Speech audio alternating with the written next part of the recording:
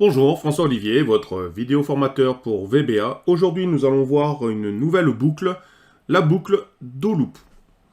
Donc, petit exercice, on va aller dans l'onglet développeur, se rendre directement dans l'environnement VBA et je vais, dans insertion, insérer un nouveau module que je vais renommer tout simplement do loop. Voilà. Et maintenant, nous allons commencer à coder. Alors, on va faire comme l'exercice d'avant, c'est-à-dire je vais rentrer grâce à InputBox un nombre de lignes et je vais incrémenter le nombre de lignes par rapport à ce que j'ai choisi comme nombre. Donc, pareil que ce qu'on a fait dans la vidéo d'avant, mais cette fois-ci avec une fonction, une boucle do loop. Donc, je me mets dans la partie codage et j'écris sub, espace, do loop. J'ouvre la parenthèse, je ferme la parenthèse, je fais entrer, vous voyez le end sub, et je mets un peu d'espace. Donc, un petit apostrophe pour dire déclaration des variables. N'oubliez pas de toujours mettre des commentaires. Voilà, variable, je fais entrer. Un petit espace donc pour bien aligner toutes les données. Et je vais mettre ici dim, donc la fameuse réponse que je vais avoir dans mon input box. Dim réponse, donc comme on avait fait dans la vidéo d'avant, as integer, parce qu'un nombre de lignes est entier. Je ne vais pas mettre des 2,3 lignes. Donc integer. Donc là, je peux aussi, si je souhaite, mettre un petit commentaire. Donc, variable ligne d'input box, par exemple. Et ensuite, il me faut bien aussi une variable pour le numéro de ligne. Donc, dim, et on va dire i, as integer aussi, vu que si le nombre de lignes est un nombre entier, le numéro de ligne est aussi un nombre entier. Allez, quelques espaces, un petit apostrophe, variable, ligne. Et je fais entrer. Maintenant, je vais aller déclarer, donc faire ma input box, donc création de la fenêtre pop-up. Voilà. Un petit espace. Et là, je mets réponse égale, et j'écris tout simplement input box. Input box. J'ouvre la parenthèse. Et là, je mets entre guillemets nombre de lignes. Je ferme les guillemets. Je ferme la parenthèse. Je fais entrer. Voilà. Un petit espace. Maintenant, je vais initialiser la variable ligne. Alors, pourquoi l'initialiser? Parce que rappelez-vous, une variable du type integer, par défaut, sera donc à 0. Or que moi, je n'ai pas de ligne 0. Donc, je vais ici, tout simplement, donc l'initialiser à 1. Donc, je mets initialiser la variable ligne. Voilà. Et je mets un petit espace. Et je mets i égale 1. Entrée. Et maintenant, un petit guillemet, et je vais faire création de la boucle do. Enfin, je vais faire do loop. Donc, fait do, entrée, petit espace. La cellule, donc, vous voyez que c'est row, donc la ligne. Donc, la ligne, c'est i, c'est la fameuse variable.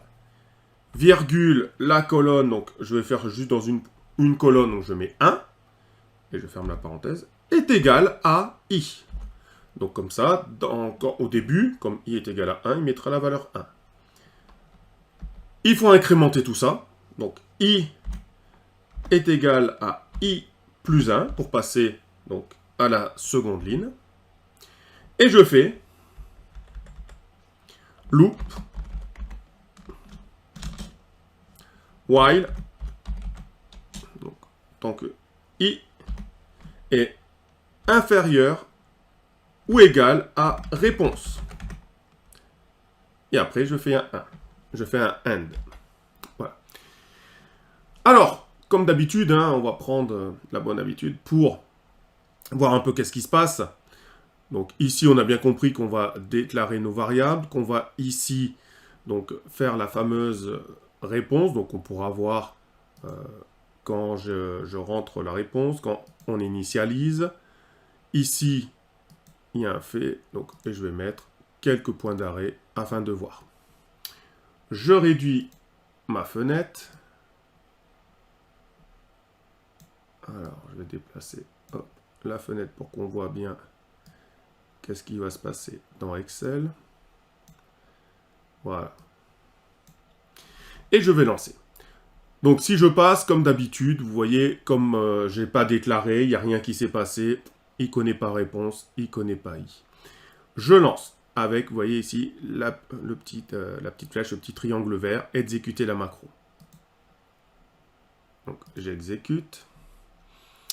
Qu'est-ce qui s'est passé? Donc, il a fait le début. Réponse, vous voyez, est égale à 0. Et i est égal à 0. Impeccable. Il a déclaré les variables en integer. Bon.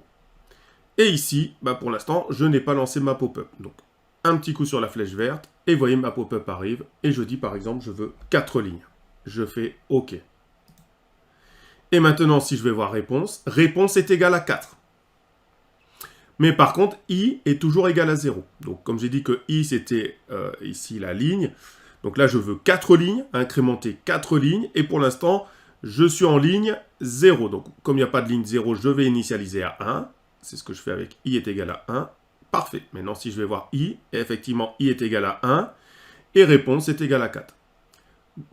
Donc, il va faire quoi? La cellule i, donc 1, première ligne, première colonne, est égale à 1.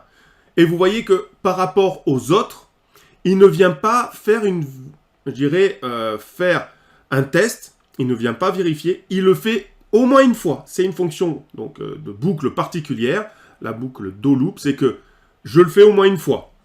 Et là, si je fais suivant, vous voyez qu'il a, donc il a mis le 1, et maintenant je vais, donc i est égal à 1, je vais l'incrémenter avec i est égal à i plus 1, donc 1 est égal à 1 plus 1, ça fera 2, donc i sera égal à 2.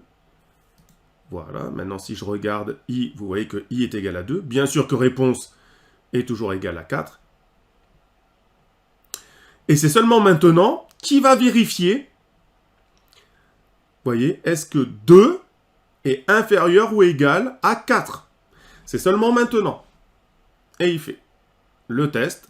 Et comme il voit que ce n'est pas, donc, je dirais, c'est toujours vrai, donc il va repasser à nouveau dans la boucle.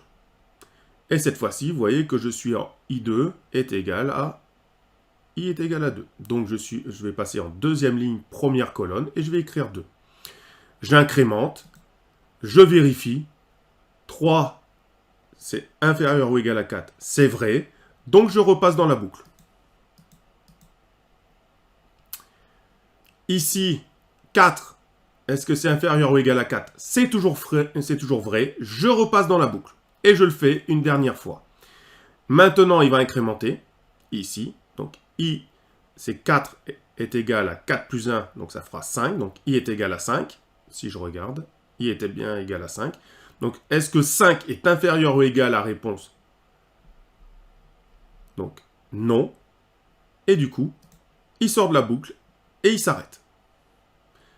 Voilà comment fonctionne une boucle do loop. Donc, c'est que par rapport aux autres qu'on avait vus, donc, for next, par exemple, là, c'était un nombre déjà connu de fois que je vais faire une incrémentation.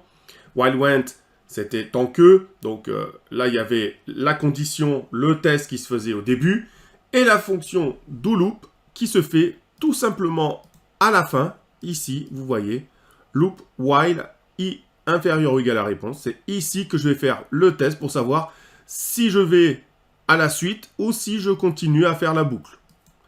Or que dans while when, c'était au début Et la fonction, bon, for next, c'était un nombre déjà déterminé.